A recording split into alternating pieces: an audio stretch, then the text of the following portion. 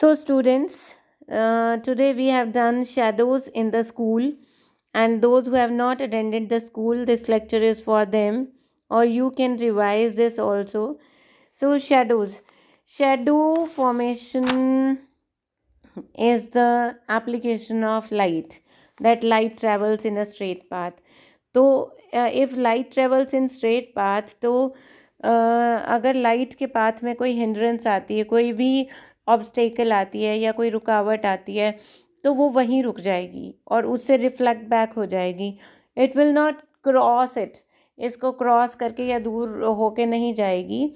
सो shadow formation हम क्या कह सकते हैं? The phenomena of formation of shadow tells us that light propagates means moves in a straight line.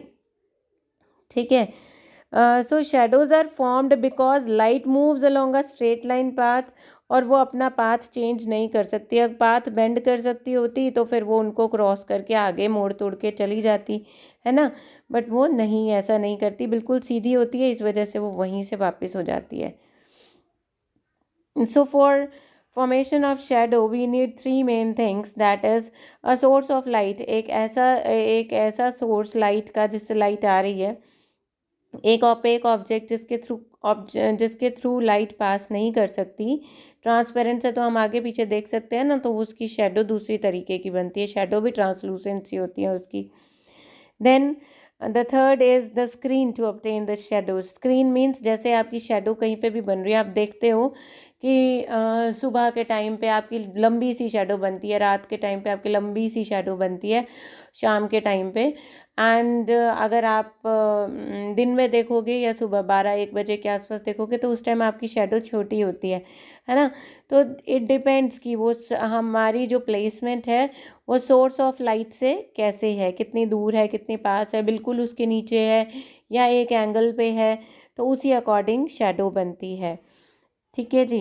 Then activity to में आपने com रखी, कॉम के पीछे आपने रखी टॉर्च. ये घर पे करके देखना और इसकी शेडो बना के देखना, तो शेडो ऑफ कॉम बनेगी और बिल्कुल ऑपोजिट बनेगी. और अगर आप इसको पास लेके आओगे टॉर्च को, तो वो बड़ी होती चली जाएगी, और दूर लेके जाओगे तो छोटी होती चली जाएगी. इसको देखना. और डू यू नो में भी आपके ना बहुत सारे बर्ड बना के दिखाया हुआ है, बर्ड एंड डॉग, और कई चीज़ें बना के दिखाई हुई हैं, वो कोशिश करना आपसे बनती हैं तो. फाइन. देन करेक्टरिस्टिक्स क्या है शेडोज़ के? शेडो के करेक्टरिस्टिक्स मीन्स प्रॉपर्टी, कि जो साइज़ होती है शेडो की वो डिपेंड करती है कि आपके सोर्स ऑफ लाइट से कितने पास है या कितनी दूर है. ठीक है. सोर्स ऑफ लाइट जो है, आप जो ऑपेक ऑब्जेक्ट ले रहे हो वो उससे कितनी दूर या कितने पास है. Then second is shadow of an opaque object is always black irrespective of its colors. Shadow कोई भी कलर की ऑब्जेक्ट की शेडो बनाए वो ब्लैक ही बनेगी. ठीक है. देन एक्टिविटी थ्री में भी आपने एक बॉल ली या कार्डबोर्ड पीस लिया और उसके लिए स्क्रीन देखी पीछे कि एक वॉल पे किसी प्लेस पे बने.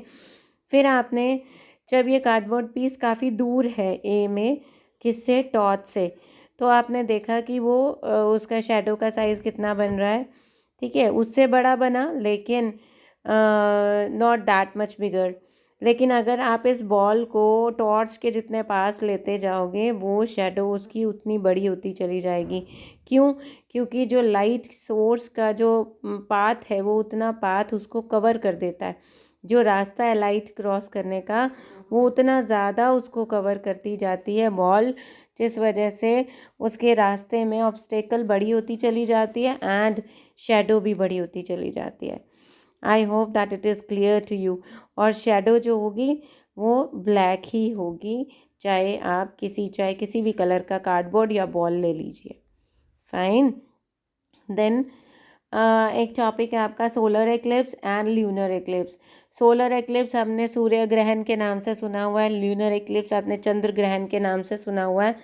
सोलर एक्लिप्स तब आता है, बनता है, जब देखो आपको पता है कि अर्थ सन के चारों तरफ चक्कर लगा रही है and moon is revolving round the earth, है ना. Earth is revolving round the sun and moon is revolving round the earth. So it is the time, sometimes it is the time when this sun, moon and earth comes in a straight line, and comes in a straight line as if the moon comes in between the earth and the sun. Moon जो है सन और अर्थ के बीच में आ जाता है, और जितने area पे हमारा मून हमारे ज़्यादा पास है, तो जितने एरिया पे हम उस मून को देख पा रहे हैं, वो मून उतने एरिया पे सन को कवर कर लेगा. ठीक है, हम सन को अच्छे से नहीं देख पाएंगे. एट दैट टाइम हम ये कहेंगे कि उसकी छाया हम पर पड़ रही है, मून की छाया हम पे पड़ेगी. ठीक है, सन की वजह से. So we will call that as solar eclipse. So when the moon comes in between the sun and the earth, it cast its shadow, उसकी छाया हमारे अर्थ पे पड़ती है. दिस कैन बी ब्लॉक्ड और partially block our view of the sun. तो हमें इससे सन नहीं दिखाई देता है, and then that phenomena is known as solar eclipse. Then the type of solar eclipse as seen from a given location, कि हमें पता कैसे चलता है कि सोलर एक्लिप्स फुल है या पार्शियल है. सो इट डिपेंड्स कि मून जो है वो डायरेक्टली पास कर रहा है या पार्शली पास कर रहा है अर्थ और सन के बीच में. कुछ एरिया जो एक एंगल पे आएगा जहाँ पे मून वैसे ही हाफ दिखाई देना है, तो वहाँ पे जो सोलर एक्लिप्स है वो कम दिखाई देगा. और जहाँ पे फुल मून डे होता है, स्पेशली फुल मून डे पे हमें सोलर एक्लिप्स बहुत अच्छे से दिखाई देता है. That too depend on the position of the moon. ठीक है जी. Then solar eclipse occurs on a new moon day. ये याद रखना, on which day solar eclipse occur, that is on new moon day, when the sun, the moon and the earth happen to be in a straight line, when the moon coming in between the sun and the earth. जब solar eclipse अमावस वाले दिन पे आता है, जब सन, moon और अर्थ बिल्कुल straight line पे होते हैं, और moon coming in between the sun and the earth. This is the diagram which you have to prepare in your draw in your notebook also. ठीक है जी. सन, मून एंड अर्थ, और moon बिल्कुल बीच में है और मून की शैडो पड़ रही है अर्थ के ऊपर. This you can see that in the diagram. ये रेज आ रही हैं सन से. Then lunar eclipse. अब सिचुएशन ऐसी आती है, we can also have a situation where the earth comes in between the sun and the moon. जब मून और सन के बीच में अर्थ आ जाती है, अर्थ फिर मून के ऊपर सनलाइट पहुंचने नहीं देती.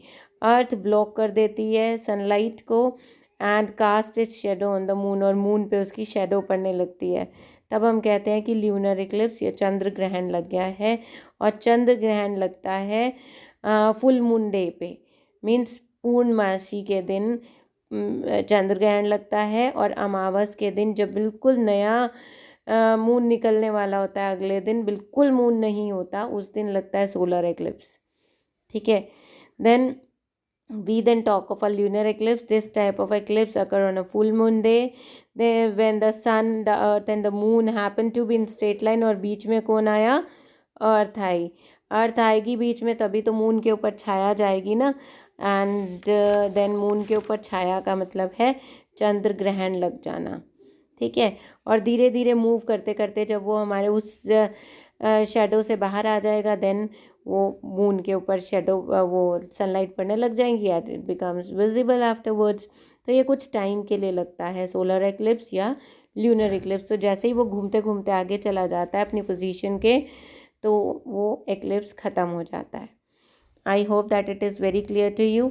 This much is for today. Thank you.